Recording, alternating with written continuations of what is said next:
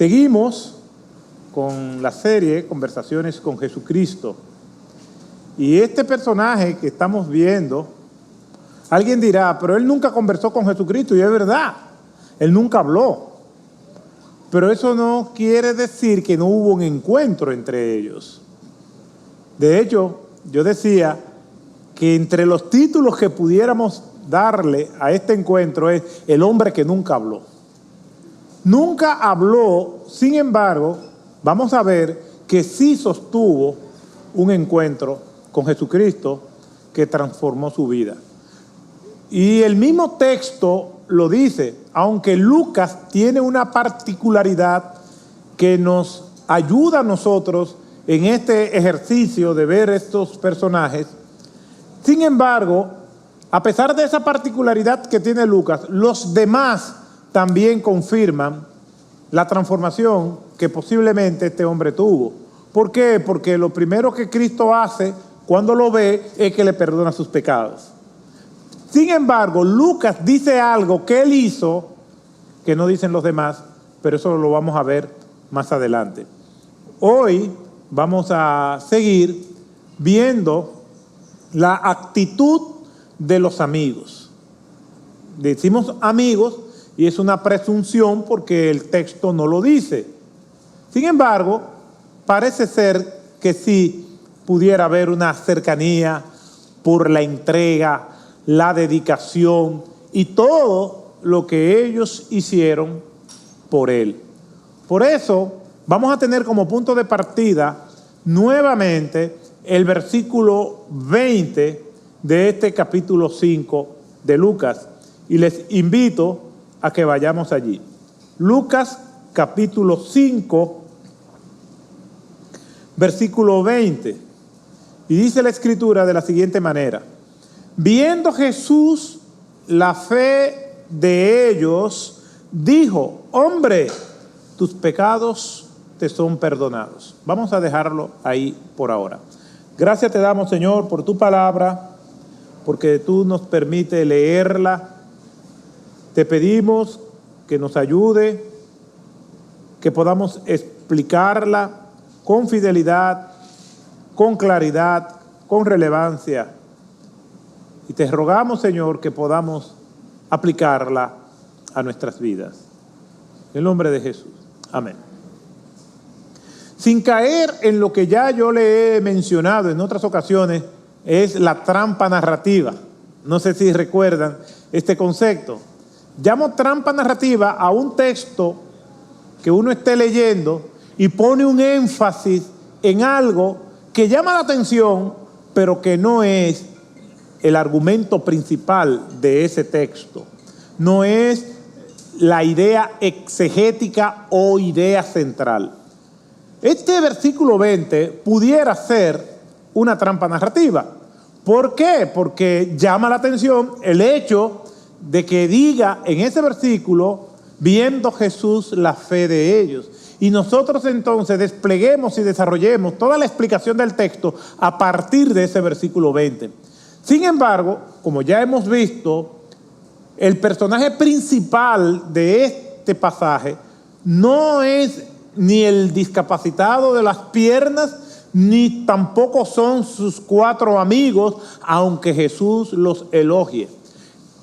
El principal personaje de este pasaje es Jesús mismo.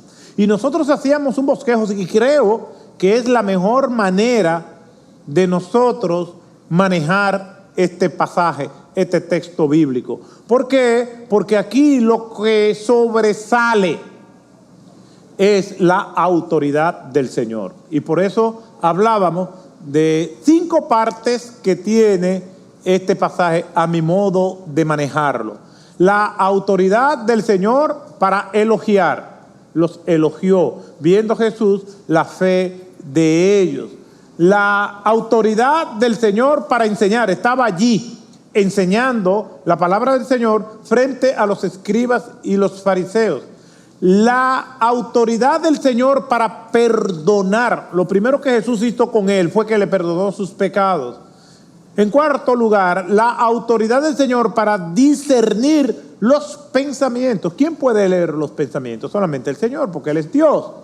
Y en quinto lugar, y por último, la autoridad del Señor para sanar. Le sanó de aquella condición que lo tenía postrado. Ven que aunque Jesús elogia la fe de ellos, todo orbita en un eje. Cristo mismo. Él es el que tiene autoridad para hacer todas estas cosas y Él es quien hace que cada una de estas cosas ocurran. Sin embargo, puesto que Jesús elogió la fe de ellos, nosotros no podemos, por evitar caer en una trampa narrativa, no podemos marginar lo que Cristo no marginó. Si bien es cierto que Cristo es el personaje principal de esta historia, esto no quita que nosotros dediquemos a meditar en la labor de estos hombres. ¿Por qué? Porque es una labor que nosotros tenemos que imitar. Por eso yo quisiera hoy dedicarme el tiempo que tenemos a meditar de una manera más detallada en lo que ellos hicieron para nosotros imitar a esos hombres, para que Jesús también, al imitarlo a ellos, pueda Jesús también elogiar la fe nuestra. La palabra de Dios no nos restringe el nosotros poder imitar las buenas acciones de los demás. El apóstol Pablo decía, sed pues imitadores de mí como yo de Cristo. Lo que nosotros tenemos que empeñarnos en actuar bien para que seamos los espejos de Dios aquí en la tierra y las personas puedan imitarnos en las cosas buenas que nosotros hacemos. Entonces, ese versículo 20 para mí es muy significativo. Viendo Jesús la fe de ellos. Esa fe de ellos no era una fe pasiva, no era una fe de un cuarto allí que de manera privada oramos para que el Señor haga algo. Es una fe activa. Su fe no es una confesión positiva donde ellos están declarando algo, esto va a suceder así, yo declaro, y viven como hacen los hindúes con esas repeticiones que hacen, que se llaman mantra, y están constantemente repitiendo las cosas. Esta fe no es una confesión positiva, tampoco esta fe es una declaración o un decreto, porque ellos entienden que en su voz, en lo que sale de su boca, hay poder. Y dicen, yo declaro, yo decreto que esto va a ser así porque yo lo estoy diciendo. No, no se refiere a esto. La fe que vemos aquí es una fe que no se rinde. Es una fe que es llevada a la acción. Estos hombres demuestran que la fe no es algo pasivo o que simplemente se cree, sino también es algo que se hace. Por ejemplo, nosotros no sabemos qué distancia ellos recorrieron con este hombre en esa camilla. No lo sabemos porque el texto no lo dice. Ahora, en mi estudio y observación del texto, yo deduzco, no lo dice el texto, que ellos tuvieron que recorrer cierta distancia para estar allí. Me parece a mí, yo no sé si ustedes creerán lo mismo, le doy el permiso para que difieran. Me parece a mí que ellos no eran vecinos del dueño de la casa donde estaba Jesús. Y le voy a explicar por qué. Si uno vive en una comunidad como esas comunidades aldeanas, donde las casas están juntas una de otras, y hay un movimiento en esa casa, y tiene como huésped a Cristo, que todo el mundo lo conocía, desde que llega, uno se da cuenta. Porque en esa época no se vivía tan aislado como se viven ahora. No hay torres donde un vecino se le pueden pasar meses y no ve a otro vecino. Yo vivo en un edificio que me encuentro con un vecino, pero vecino, yo sí tenía tiempo que no lo veía. ¿Usted estaba de viaje? No, yo estoy aquí todos los días. No nos vemos, porque todo el mundo vive recluido en su propio mundo, en su propia demarcación. Entonces, en aquellos tiempos no era así. Y hay muchos lugares que todavía hoy en día es así, que lo que pasa en el de al lado uno se da cuenta. Es más, donde yo vivo, yo digo a veces, oye, ¿qué es lo que están cocinando por ahí? Porque el olor, cuando están friendo algo, inunda todo el lugar. Y cuando llego a casa ya yo no quiero lo que me están cocinando en mi casa, sino lo que yo olí. Eso sucede, o es a mí el único que le pasa. Entonces, me parece como difícil creer que ellos viviendo cerca y este hombre viviendo cerca no se diera cuenta que Jesús estuviera allí. Lo que da la impresión es que cuando ellos vinieron a reaccionar y a traer a Cristo, había pasado tanto tiempo que había demasiada gente allí y entonces no podían entrar en la casa. O sea, que tuvieron que recorrer una distancia. Mira, supe que el Señor Jesucristo está ahí. ¿Te acuerdas que hemos oído hablar de Él? Que este hombre sana a los paralíticos, a los ciegos, a los mudos, a los sordos. Vamos para allá. Y entonces lo que hacían los preparativos y llegaban hasta aquel lugar, ya había demasiadas personas. La distancia que estos hombres quizás pudieron recorrer, no sabemos. ¿Cuánto tiempo llevaban en este periplo, enfrentándose a todas las vicisitudes y contratiempos que en la narración bíblica se simplifican, pero que nosotros sabemos lo que puede? ¿Qué cantidad de fuerza tenían ellos para cargar a Cristo? Tenían que hacer un descanso. Espérate que estoy cansado de los brazos. Nosotros no sabemos. La vergüenza de tener que estar llevando a un hombre en una camilla cuando los religiosos de la época le habían vendido a las personas que cuando una persona estaba en desgracia era porque estaba bajo el juicio de Dios. Y aquí estos hombres llevaban a una persona bajo el juicio de Dios ante la mirada despreciada de todos los demás. Pero eso hace un amigo por otro amigo. Y eso es lo que Jesús elogia. La fe no es una actitud pasiva, ni tampoco anula nuestras responsabilidades. Ellos pudieron haber dicho, bueno, vamos a orar. Y yo tengo fe de que el Señor, en vez de hacernos a nosotros ir para allá, Él va a venir aquí. No, ellos hicieron lo que estaba a su alcance. Llevar a este otro discapacitado de las piernas y llevarlo hasta donde Jesús. Esto es lo que es fe a la luz de la Biblia. La fe no es simplemente estar de rodillas orando en nuestra comodidad y cualquier cosa que implique sacarnos de nuestra comodidad. No, yo tengo fe. Yo no me voy a mover de aquí. Yo tengo fe. Yo sé que las cosas van a cambiar. Sí, pero la fe también contempla que nosotros cumplamos con lo que está a nuestro alcance. Vamos a ver algunos textos que refuerzan eso que yo estoy diciendo. Hebreos capítulo 11, versículo 1, es la definición de la fe.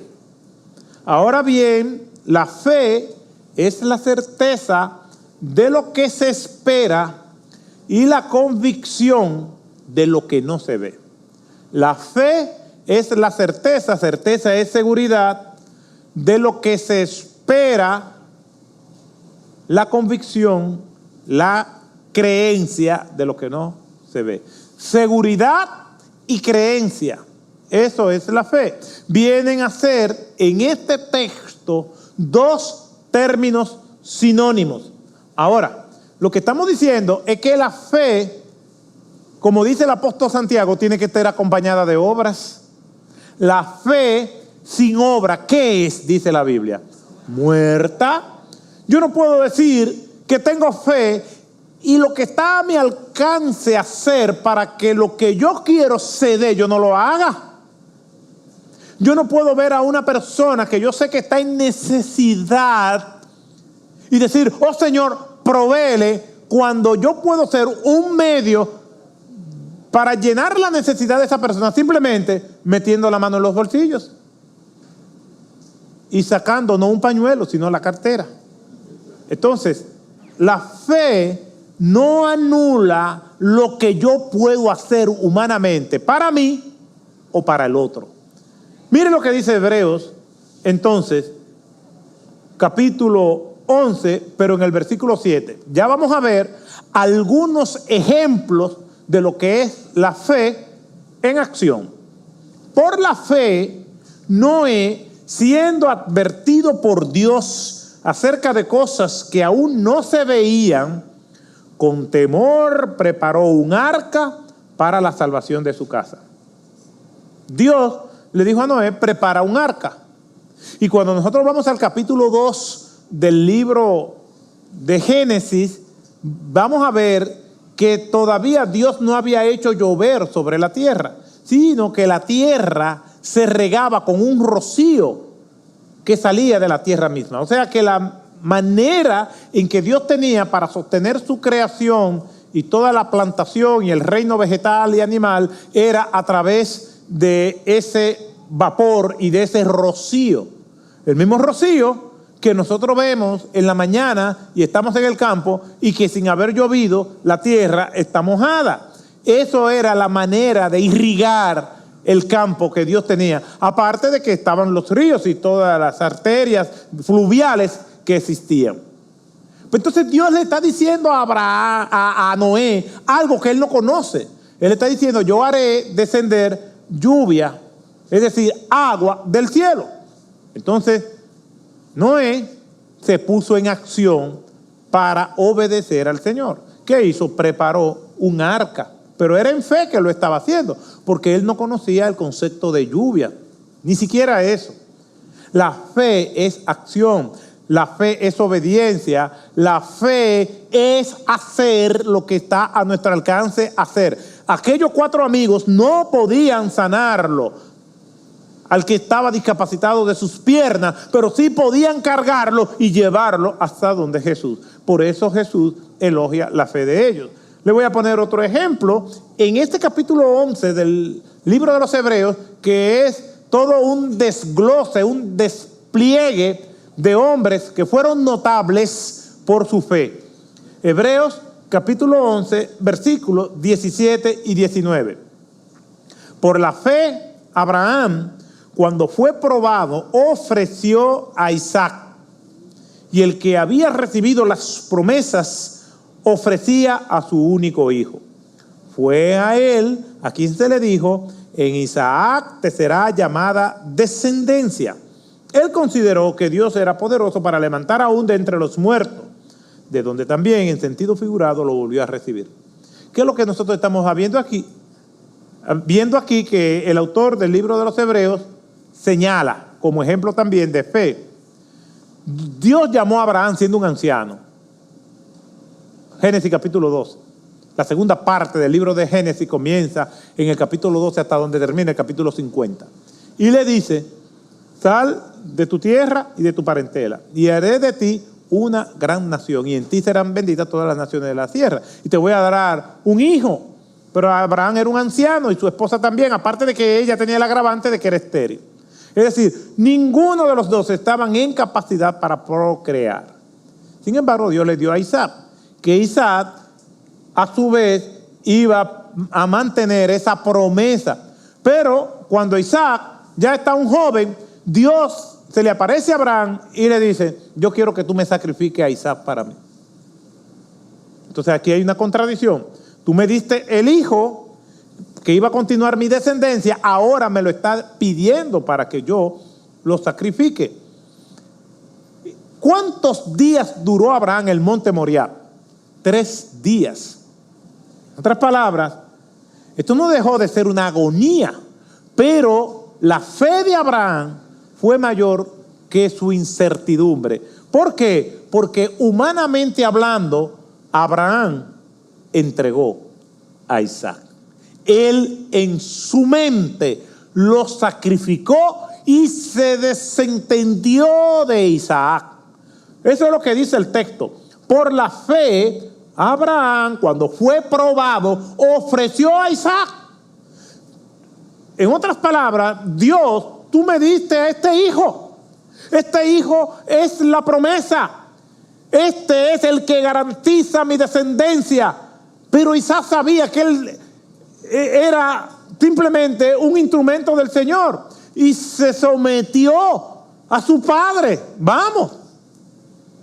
Un muchacho de 12 años que usted lo coja ahora y le diga, vamos allí, acuéstate ahí y saca un cuchillo. ¿Usted cree que se va a quedar? Eran otros tiempos. Incluso le dice, papi, yo soy el hijo de la promesa, ¿qué pasa contigo? Sin embargo, Abraham fue obediente, lo pone allí y cuando ya lo va a sacrificar, Dios interviene. Pero aquí dice el texto que Abraham en su mente lo sacrificó y estaba dispuesto incluso a sacrificarlo con la seguridad de que si moría, Dios lo iba a resucitar. Eso es fe. Pero él sufrió esa agonía. Al fin y al cabo, los hijos, ni nada de lo que nosotros tenemos es nuestro, es de Dios. Por eso, cuando vivimos de que todo es de Dios, no estamos tan apegados y aferrados a eso material. Todo es de Dios, por lo tanto, nosotros no tenemos por qué estar tan aferrados a eso, porque si todo es de Dios, entonces nosotros lo que somos es administradores de eso. La fe es seguridad y creencia, es certeza y convicción. Dios va a obrar, pero Dios requiere que nosotros participemos en aquello que está a nuestro alcance participar. ¿Por qué? Porque la fe no es pasiva, la fe es activa. Las personas de fe en Dios ponen sus esperanzas en Él. Creen que Él tiene todo el poder para cambiar las cosas a nuestro favor. No importa las cosas que sean. Enfermedad, apuros económicos, depresión, ansiedad, lo que sea. Eso que nos afecta, si Dios quiere, Él cambia todo y pone que el viento sople a nuestro favor. Fe es creer que Dios tiene el poder para hacer eso a favor de nosotros. Una persona que no tiene fe es una persona fatalista y pesimista que entiende que Dios no quiere eso para ellos. Pero Dios está interesado en nuestro bienestar. Incluso a veces creemos que porque estamos en este mundo de paso, Dios se molesta por darnos algunos respiros o algunos tramos prolongados de bienestar. No, si Dios le ha dado bienestar, dele gracias a Dios, disfrútelo para que cuando vengan los momentos difíciles, también usted sepa darle gracias a Dios y disfrutar eso. Dios es un Dios que obra a favor de nosotros, aunque algunos de esos favores de Dios a nosotros no nos gusten. Hay ciertos tratamientos médicos que son difíciles, pero nosotros nos sometemos, aunque no nos gusten, porque sabemos que ese tratamiento es para el bienestar nuestro. No es cómodo estar con una mascarilla, pero estamos con la mascarilla porque sabemos que es para nuestra protección. De igual manera, Dios obra de formas que a veces a nosotros no nos gustan, pero es lo que nos conviene y es lo que nosotros necesitamos. Las personas de fe no se rinden como estos hombres no se rindieron. No se rindieron, siguieron avanzando, aunque la carga en algún momento hubiera sido pesada. No retrocedieron, no importando la fatiga. Pudieron decir, ya mira, esta multitud está muy numerosa, nosotros nunca vamos a llegar hasta donde el Señor. Mira, fulano, hicimos lo que se pudo. Y volvieron a sus casas. Hay personas en el ambiente laboral que actúa de esa manera. A veces se quejan porque no le dan un ascenso, pero no tienen una predisposición a la diligencia. y tú le envías a hacer algo, mira, haz esto, y cuando tú le dices, ¿y qué? ¿Lo hiciste? No, no se pudo porque llamé al suplidor y no tienen el material. Pero ¿esa fue la única llamada que hiciste? Sí, esa fue la única. No, cumplió, pero no fue diligente. El diligente vive tocando puertas porque él tiene un interés. Estos hombres pudieron haberle dicho, ay, pero tanta gente, mira, yo creí que esto era más suave. Y buscan el camino suave. Yo creí que esto iba a ser más cómodo. Mira, fulano, vamos, mira, Jesús viene por aquí a cada rato. Vamos, después volvemos. Además es peligroso. Tú sabes que aquí están esos fariseos que creen que tú estás bajo un castigo divino y además, si nosotros nos acercamos mucho, puede ser que nos apedreen. Pudieron poner muchísimas excusas y su conciencia iba a estar tranquila. ¿Por qué su conciencia iba a estar tranquila? Porque ellos hicieron un esfuerzo. Y hay personas que hacen el esfuerzo mínimo para que sus conciencias no los mortifiquen. Estamos interesados en llamar a alguien para ayudarlo. Déjame yo llamarlo. No lo conseguí. Ya, mira, fulano, yo te llamé. Sí, pero ¿cuántas veces llamaste? Una sola, lo mínimo. Y hay personas que viven haciendo lo mínimo por el otro para estar tranquilos, diciendo ya cumplí. Pero el Señor no ve ese esfuerzo mínimo. El Señor ve todas las opciones que se te puso y no la apelaste. La fe no se conforma simplemente con lo fácil, porque lo fácil lo hace cualquiera. La fe vence obstáculos. La fe abre camino donde no hay. La fe cruza los montes que hay que buscar. Salta las vallas que haya que abrir, que saltar. Abre los huecos que haya que romper. Con un objetivo, ponernos delante del Señor. Al fin y al cabo, el Señor eso fue lo que hizo. Vino a este mundo. Adquirió forma de hombre. Se enfrentó a hombres perversos que lo humillaron, lo escupieron. Todo con un objetivo: venirnos y traernos salvación a nosotros. Imagínense ustedes que Cristo dijera, no, esto está dando demasiada brea a salvar a esta gente. Señor, vuelvo para el cielo. Incluso para salvar a aquellos que lo estaban escupiendo y maltratando. Nosotros queremos el tramo corto y fácil. Nos gustan los mangos bajitos. Ah, pero cualquiera que tú hagas así y te lo comas. Sí. Estos hombres son un ejemplo de perseverancia. Su ruta fue hacia el frente, como decía el misionero, médico y explorador David Livingstone. Iré a cualquier lugar, siempre que sea hacia adelante. Como decía el poeta, en la misma ruta del sol, siempre hacia el frente. Optimista, buscando que las cosas sucedan. Era el momento donde la fe estaba venciendo las dificultades. La confianza hacía más ligera la carga. Las pisadas de plomo, llegó un momento que se convirtieron en pisadas de pluma hasta llegar al objetivo. ¿Y cuál era el objetivo? Estar donde estaba el Señor. Llegaron a su meta. No dijeron una sola palabra, porque ya habían cumplido con lo que se habían propuesto: llegar con su amigo donde estaba el Señor. Para mí es formidable este pasaje porque nos muestra lo que es capaz de hacer una persona cuando tiene interés de ayudar al otro. Viendo Jesús la fe de ellos. Si bien es cierto que el texto gira en torno a Cristo, nosotros no podemos ser ciegos, sordos ni mudos a lo que Cristo no fue ni ciego, ni sordo, ni mudo. Ahora ellos están allí frente al Señor y solo queda el compás de la espera. Esa es la fe que necesitamos. Esa fue la fe que el Señor elogió. Su iniciativa, su diligencia, su perseverancia, su valentía. Todo esto es digno de admirar. ¿De qué sirve la comunidad de creyentes si no estamos dispuestos a imitar este tipo de fe? De sacrificarnos, de arriesgarnos, de desprendernos de lo nuestro para compartirlo con alguien que lo está necesitando más que nosotros. Si esperamos tener mucho para compartir, nunca lo vamos a hacer.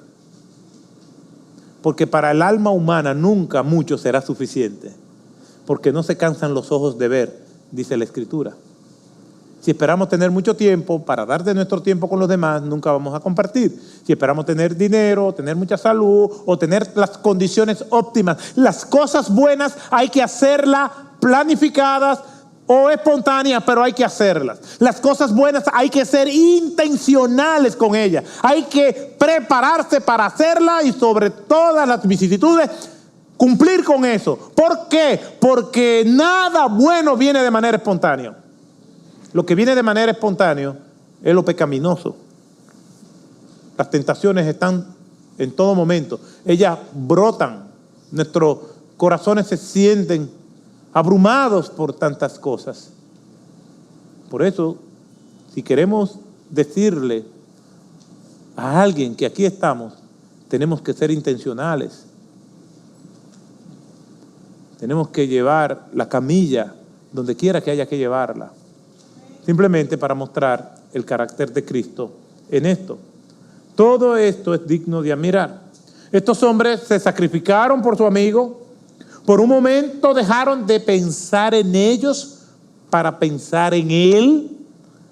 Sacrificio y solidaridad son parte de las virtudes de estos hombres por el más vulnerable y necesitado, que era el que estaba en la camilla. Eran hombres de fe y por eso Cristo los elogió. Viendo Jesús la fe de ellos. En este pasaje, estos hombres no dicen nada. Sus acciones son las que están hablando. Nosotros no estamos comentando lo que ellos dijeron, sino lo que ellos hicieron. No tienen que esforzarse para que nosotros los escuchemos por lo que dicen, sino por lo que hacen. Eran hombres de valor, hombres de acción. La fe y su comportamiento hace que no sea necesario que ellos hablen. Su trabajo terminó justamente cuando comenzaba el trabajo del Señor. Miren todo lo que ellos hicieron y repasamos.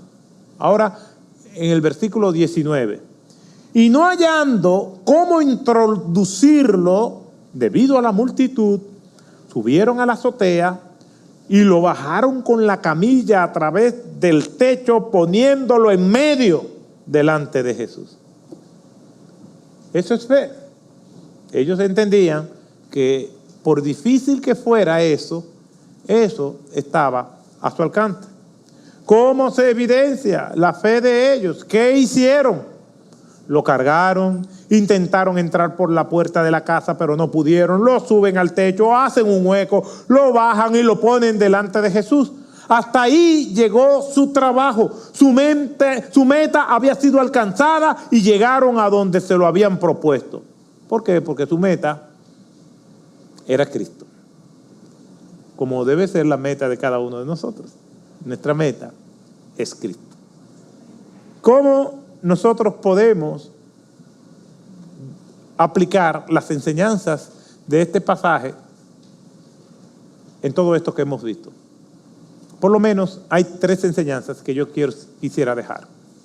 Primero, Dios muestra su amor y misericordia a través de agentes humanos. Nosotros somos los brazos extendidos de Dios. Cuando alguien está en dolor y yo voy y lo abrazo con la mascarilla puesta, yo estoy siendo los brazos de Dios para esa persona. Cuando yo voy y doy una palabra de ánimo a esa persona, yo soy la palabra de Dios llegando a esa persona. Cuando acompaño a alguien en su dolor, yo soy el instrumento de Dios. Entonces Dios actúa a través de agentes humanos. Y aquí en este pasaje se ve. ¿Dónde está Dios actuando? Mire a Dios aquí. Y aquí unos hombres trajeron una camilla, en una camilla a un hombre que estaba paralítico y trataban de meterlo y ponerlo delante de Jesús. Dios ha orquestado todo eso. La Escritura dice que Dios preparó de antemano caminos para que nosotros anduviéramos por ellos. El Señor sabe que todo está marchando de acuerdo a su plan. ¿Y cuándo te dimos de comer? ¿Y cuándo te dimos de beber? ¿Qué dijo el Señor? Cuando lo hicisteis a uno de estos más pequeños, a mí lo hicisteis. Nosotros somos los brazos extendidos de Dios. Hay una multitud hambrienta y un niño trae panes y peces que eran para su uso y lo compartió. Y en el compartirlo está la multiplicación. Dios normalmente usa agentes humanos para bendecir nuestras vidas. Número 2, enseñanza número 2. Dios en ocasiones trabaja en sociedad con el hombre. Lo primero que vimos, que Dios muestra su amor y misericordia a través de agentes humanos. Y esos humanos crean condiciones y después Dios hace la obra. En otras ocasiones, entre el humano y Dios hacen la obra. Y aquí lo vamos a ver, versículo 19. Y no hallando cómo introducirlo debido a la multitud, subieron a la azotea, lo bajaron con la camilla a través del techo, poniéndolo en medio delante de Jesús. Eso no lo hizo el Señor, eso lo hizo ellos. El Señor pone la firmeza, pone la fe, pone todo lo que ellos necesitan, la fuerza, la agilidad, la creatividad. Pero motrizmente, quienes lo hicieron fueron ellos. Físicamente fueron ellos. No fue el Señor que dijo, se abra el techo. No fue el Señor que lo llevó volando por las escaleras. Ellos tuvieron que hacer todo eso, porque esa es la manera en que Dios obra. Esto es fundamental para poder entender cómo Dios opera. Podemos vernos en situaciones de enfermedad, de incertidumbre, de emergencia que nos inflige dolor, y Dios puede librarnos de esas situaciones, o de manera milagrosa, sin intervención humana, que vamos en un vehículo, se va por un derriscadero, y de repente el vehículo se frena y cae en cámara lenta. Y decimos, esto fue el Señor, porque no había manera de haber caído por ese precipicio y que no me matara. Y no tengo herida, ni tengo nada. Eso fue un milagro, no hay duda. Pero Dios también puede librarnos que nosotros caigamos por el precipicio y que sorpresivamente venga alguien y nos rescate, y sacándonos del vehículo el carro explote. Eso es otro milagro. Pero Dios usó a otra gente. No es una película, porque en la película todos los carros explotan. ¿Me explico? Pero para darle dramatismo, vamos a suponer que fuera así. Esto es fundamental. Dios puede obrar haciendo que el hombre sea socio, o puede obrar él solo, sin sociedad, o puede dejar que el hombre solo lo haga y que su mano milagrosa no se vea, pero no importa la forma. Si es Dios solo, o en sociedad con el hombre, o el hombre solo, toda la gloria y toda la honra se la lleva el Señor, porque Él es el que hace que eso ocurra. Él es el que hace todo. Le voy a dar un ejemplo de esto. Lázaro murió. Y Jesús fue hasta la tumba de Lázaro y compungido hizo gemidos. Donde dice Jesús lloró, no fue que se rajó a la grito, ¡ah!, sino que se compungió y lloró de una manera bien compungida. Ese es el tipo de llanto que se ve aquí. No es un llanto torrencial y dramático como el que hacemos nosotros. Pero Jesús está haciendo eso para modelarnos cómo tratar con el dolor, expresando nuestras emociones, no queriéndonos hacerlos fuertes. No. Pasar ese proceso en las distintas estaciones que debemos pasarlo. Y el llorar y sentir dolor y expresarlo, eso no es malo. Y Jesús por eso lo hace, para modelarnos. Pero Él lo hace aún sabiendo que Él iba a resucitar a Lázaro. ¿Por qué? Porque nos está modelando cómo se hacen las cosas. Entonces, este versículo 38 de Juan 11 nos dice cómo Él lo hizo. Lo leemos.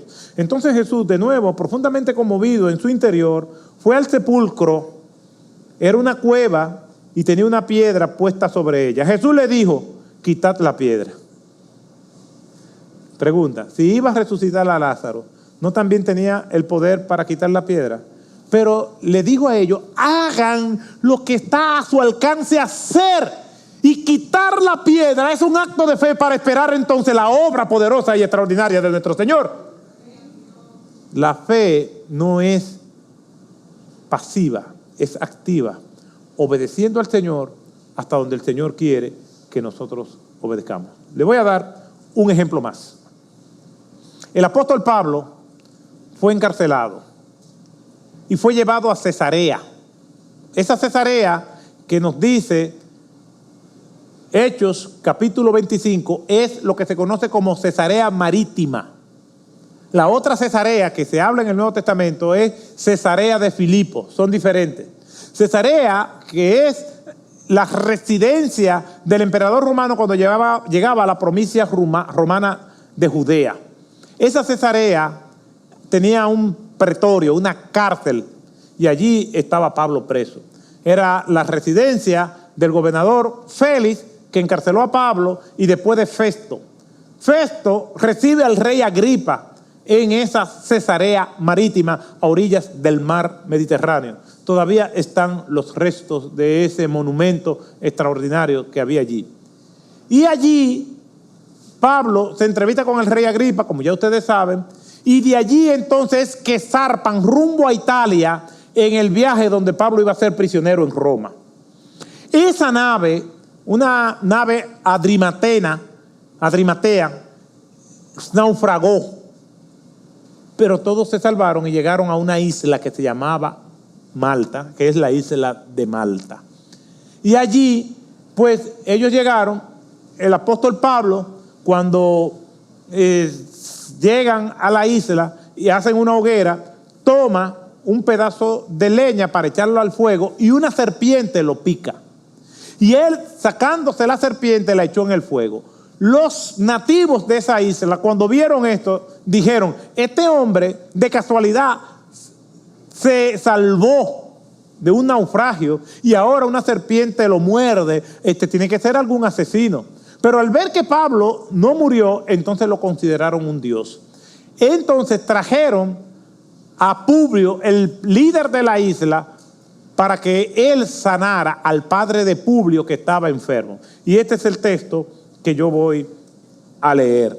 Dice la Escritura, y cerca de allí, Hechos capítulo 28, versículos 7 y 9, había unas tierras que pertenecían al hombre principal de la isla, que se llamaba Publio, el cual nos recibió y nos hospedó con toda amabilidad por 3 días.